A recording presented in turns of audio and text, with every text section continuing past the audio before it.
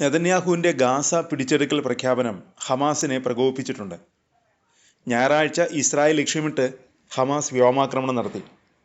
ആക്രമണ വിവരം Israel defence force സ്ഥിരീകരിച്ചിട്ടുണ്ട്. തെക്കൻ ഇസ്രായേലിലാണ് ഹമാസ് ആക്രമണം നടത്തിയത്. 2 റോക്കറ്റുകളാണ് ഇസ്രായേൽ ലക്ഷ്യമിട്ടെത്തിയത്.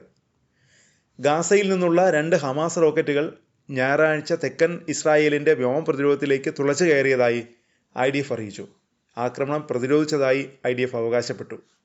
ആക്രമണത്തെ തുടർന്ന് നിരവധി അതിർത്തി പട്ടണങ്ങളിൽ സൈറനുകൾ മുഴങ്ങി. എന്നാൽ ആർക്കും പരിക്കോ നാശനഷ്ടങ്ങളോ റിപ്പോർട്ട് ചെയ്തിട്ടില്ലെന്നും IDF വ്യക്തമാക്കി. ഗാസ ഏറ്റെടുക്കൽ പദ്ധതിയുമായി ഇസ്രായേൽ മുന്നോട്ടു പോകുന്നതിനിടയിലാണ് ആക്രമണം. ഇസ്രായേലിൻ്റെ വിചിത്രമായ പദ്ധതി വലിയ ആഭ്യന്തര പ്രതിഷേധങ്ങൾക്കും ആഗോള വിമർശനത്തിനും കാരണമായിട്ടുണ്ട്. ഇസ്രായേലിൻ്റെ ആക്രമണം ശേഷിക്കുന്ന 50 ബന്ദികളെ അപകടത്തിലാക്കുമെന്ന് വിമർശകർ മുന്നറിയിപ്പ് നൽകുന്നു. പ്രധാനമന്ത്രി നെതന്യാഹു വാദിക്കുന്നത് ഗാസയെ കൈവശപ്പെടുത്തുകയല്ല, മറിച്ച് ഹമാസിൽ നിന്ന് ഗാസയെ മോചിപ്പിക്കുകയാണ് ലക്ഷ്യമെന്നാണ്. ഗാസ മുനമ്പിൽ ഹമാസിനെതിരായി യുദ്ധം തുടരുന്നതിനുള്ള ഇസ്രായേലിൻ്റെ പദ്ധതികൾ വിശദീകരിച്ചുകൊണ്ട് നെതന്യാഹു ഞായറാഴ്ച വിദേശ മാധ്യമങ്ങൾക്കായി ഒരു പത്രസമ്മേളനം നടത്തി. 2 വർഷമായി ഗാസയിൽ സംഘർഷം തുടരുന്നു. ഇതിനെതിരെ ആഗോളതലത്തിൽ വിമർശനങ്ങൾ വർദ്ധിക്കുന്നു. അതിനിടെയാണ് നെതന്യാഹുവിൻ്റെ അസാധാരണമായ പത്രസമ്മേളനം ഉണ്ടായത്. ഇസ്രായേലിൻ്റെ നടപടികളെക്കുറിച്ചുള്ള ആഗോള നുണപ്രചാരണം ഇല്ലാതാക്കാനാണ് പത്രസമ്മേളനം നടത്തിയതെന്നാണ് നെതന്യാഹു അവകാശപ്പെടുന്നത്. പിന്നീട് അദ്ദേഹം പ്രാദേശിക മാധ്യമങ്ങൾക്കായും മറ്റൊരു ദീർഘമായ പത്രസമ്മേളനം നടത്തി. ഗാസയിൽ യുദ്ധം എത്രയും വേഗം അവസാനിപ്പിക്കാൻ ആഗ്രഹിക്കുന്നുവെന്ന് നെതന്യാഹു പറഞ്ഞു. എന്നാൽ ഗാസയിൽ ഇപ്പോഴും തടവിൽ കഴിയുന്ന ബന്ദികളുടെ മോചനം ഉറപ്പാക്കണം.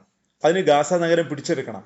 ഇതാണ് ബന്ദികളുടെ മോചനം ഉറപ്പാക്കാനുള്ള ഏക മാർഗമെന്നും നെതന്യാഹു പറയുന്നു. ഹമാസിനെ വേരോടെ പിഴുതെറിയാൻ ഗാസ നഗരത്തിൽ ഒരു പുതിയ ആക്രമണ പദ്ധതിക്ക് മന്ത്രിസഭ അംഗീകാരം നൽകി ദിവസങ്ങൾക്ക് ശേഷമാണ് നെതന്യാഹുവിൻ്റെ പത്രസമ്മേളനം. ഇസ്രായേൽ ഗാസ പിടിച്ചെടുക്കാൻ ഉദ്ദേശിക്കുന്നുവെന്ന റിപ്പോർട്ടുകൾ പ്രധാനമന്ത്രി നിഷേധിച്ചു. ഇസ്രായേലിനെ ഭീഷണിപ്പെടുത്താത്ത ഒരു സർക്കാരിനെ പലസ്തീനിൽ അധികാരത്തിലെത്തിക്കുകയാണ് ലക്ഷ്യമെന്ന് നെതന്യാഹു പറഞ്ഞു. അതിനിടെ പലസ്തീൻ്റെ പദ്ധതിക്കെതിരെ നിരവധി രാജ്യങ്ങൾ രംഗത്തു വന്നു. ഇസ്രായേൽ പ്രധാനമന്ത്രി ബെഞ്ചമിൻ നെതന്യാഹുവിനെതിരെ തുർക്കി പ്രതികരണം നടത്തി. വിദേശകാര്യമന്ത്രി ഹഗാൻ ഫിദാനാണ് നെതന്യാഹുവിനെതിരെ ശക്തമായി പ്രതികരിച്ചത്. ഇസ്രായേൽ പലസ്തീനികളെ പട്ടിണിയിലാക്കി അവരെ അവരുടെ ഭൂമിയിൽ നിന്ന് പുറത്താക്കാൻ ശ്രമിക്കുന്നു. ടെലവീവിൻ്റെ പുതിയ ഗാസ അധിനിവേശ പദ്ധതിയെ തള്ളിക്കളയുന്നു, ഹഗാൻ ഫിദാൻ പറഞ്ഞു. ഈജിപ്റ്റ് സന്ദർശന വേളയിലാണ് അദ്ദേഹം ഇസ്രായേലിനെതിരെ തുറന്നടിച്ചത്.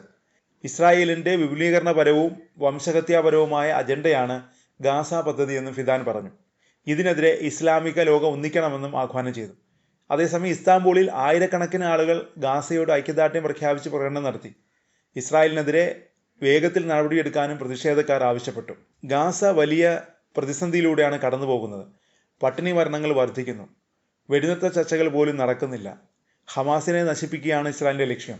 യുദ്ധം അവസാനിപ്പിക്കാൻ ഇസ്രായേൽ മുന്നോട്ട് വയ്ക്കുന്ന ഡിമാൻഡുകളിലൊന്ന് ഹമാസിൻ്റെ നിരായുധീകരണമാണ്. എന്നാൽ നിരായുധീകരണ നിർദ്ദേശം ഹമാസ് തള്ളിയിട്ടുണ്ട്. മാത്രമല്ല, ഗാസയെ പൂർണ്ണമായും പിടിച്ചെടുക്കാനുള്ള പദ്ധതിയുമായി നെതന്യാഹു മുന്നോട്ടു പോയാൽ അത് പലസ്തീൻ ജനതയുടെ സർവനാശത്തിലേക്കാവും നയിക്കുക എന്ന ആശങ്കകൾ ഉയരുന്നുണ്ട്.